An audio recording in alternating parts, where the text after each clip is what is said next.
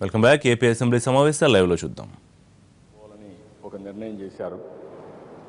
అలాంటి సందర్భంలో మనం ఇప్పుడు సమావేశమయ్యాం.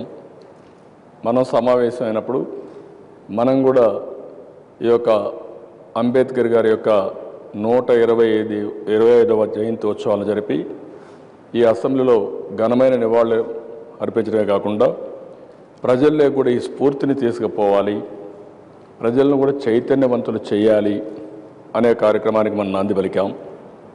అయితే అధ్యక్ష, ఇదే హౌస్లో మీరు బీఏసీలో చూశారు. బీఏసీలో నేనే ప్రపోజ్ చేశాను. మొదట ప్రపోజ్ చేశాను. రాజుగారు కూడా ఉన్నారు బీజేపీ తరఫున ఫ్లోర్ లీడర్గా.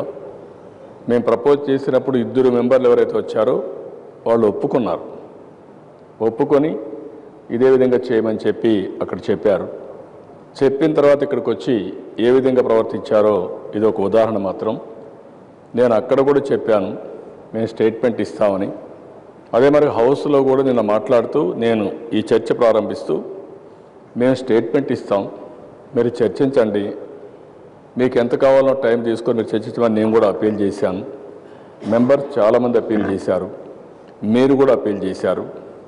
అదే మరి రాజుగారు అయితే మీరు ఎంత టైం ఇస్తారు ఒక క్లారిటీ ఇమ్మంటే మీరు ఎంతైనా సరే అన్లిమిటెడ్ టైం మీరు తీసుకోండి, మీరు మాట్లాడండి, మధ్యాహ్నం లంచ్ అరేంజ్ చేస్తాను, సాయంత్రం వరకు మీరు మాట్లాడమని చెప్పి పదే పదే మీరు విజ్ఞప్తి చేశారు.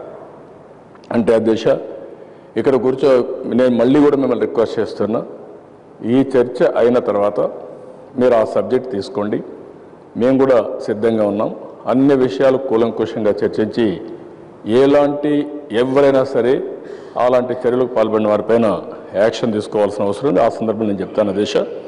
అయితే ఇక్కడికి వచ్చినప్పుడు బాధ ఏంటంటే ఒక పవిత్రమైన కార్యక్రమాన్ని ఏ విధంగా అపవిత్రం చేశారు, రాజకీయాల్లో ఏ విధంగా కలుషితం చేశారనేది మాత్రం చాలా బాధేస్తుంది. ఇది ఎక్కడా జరగని సంఘటన. అలాంటి సంఘటన పట్ల నేను చాలా బాధపడుతూ చాలా తీవ్రంగా ఖండిస్తూ ఏదేమైనా ప్రజలకు కూడా ఒకటి విజ్ఞప్తి చేస్తున్నాను. ఈరోజు ఇలాంటి కార్యక్రమాన్నే వీళ్ళు ఈ విధంగా చేయగలిగారంటే ఏ విధంగా వీళ్ళు ప్రవర్తిస్తున్నారు, ఏ విధంగా ప్రజాస్వామ్య విలువలను కాపాడుతున్నారు అనేది చాలా ముఖ్య అధ్యక్ష.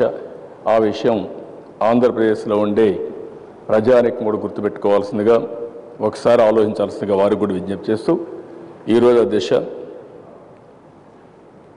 బాబాసాహెబ్ అంబేద్కర్ గారి గురించి మనందరం ఆలోచిస్తే అధ్యక్ష,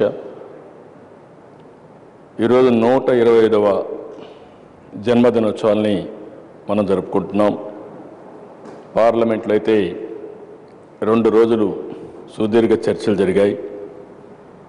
ఇంకొక పక్కన ఆయన రాసిన రాజ్యాంగం చూస్తే ప్రపంచం మొత్తం అభినందించే పరిస్థితి వచ్చింది. ఈరోజు ఆయన జీవితాన్ని కూడా ఒకసారి చూస్తే అధ్యక్ష ఎంత స్ఫూర్తిదాయకం అంటే ఆయన చేసిన పనులే కాకుండా ఆయన జీవితం కూడా ఒక స్ఫూర్తిదాయకం. మహారాష్ట్రలో కొంకణ్ అనే ప్రాంతంలో రత్నగిరి జిల్లా అంబవడే గ్రామంలో పుట్టారు. రామోజీ అనే ఆయన మాలోజీ మహారాజ్ సైన్యంలో అహల్దార్గా పనిచేసేవాడు. రామోజీ భార్య పేరు భీమాబాయ్. అదే మరిగా దశ వీరి యొక్క జాతి కూడా చూస్తే మహర్ జాతి. ఇది షెడ్యూల్ కులాల్లో ఒక జాతి. అయితే ఈ జాతికి నీతికి, నిజాయితీకి, వీరత్వానికి, పరాక్రమానికి పెట్టింది పేరు. అదే మరిగా దశ ఈయన సుబేదార్ అంటారు సైన్యంలో. రామోజీ కొంతకాలం ప్రధానోపాధ్యాయుడిగా పనిచేశారు. అదే మరిగా దశ ఈయన ఆ రోజుట్లో అయితే ఈయన 14వ సంతానం.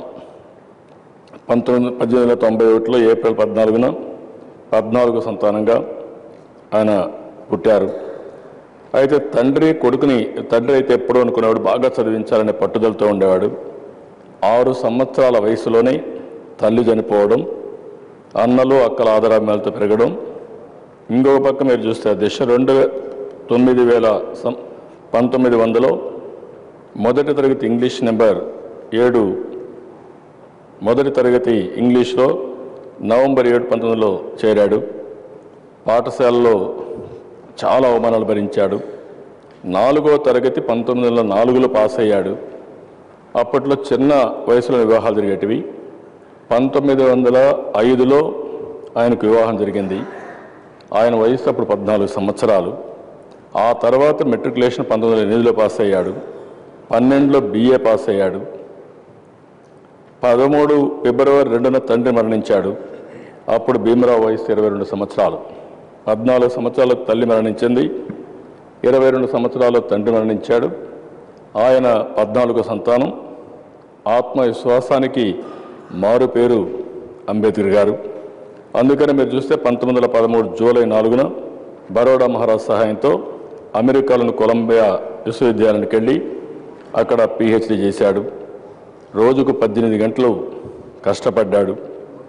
అంతేకాకుండా ఆయన చూస్తే అధ్యక్ష ఒక పొలిటికల్ లీడరే కాకుండా ఒక ఇంటలెక్చువల్.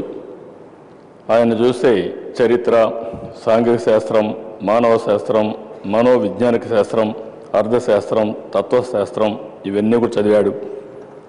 అదే మరి 2 సంవత్సరాల్లో విశ్వవిద్యాలయంలో చేరిన 2 సంవత్సరాలకే MA పాస్ అయ్యాడు. కొలంబియా విశ్వవిద్యాలయం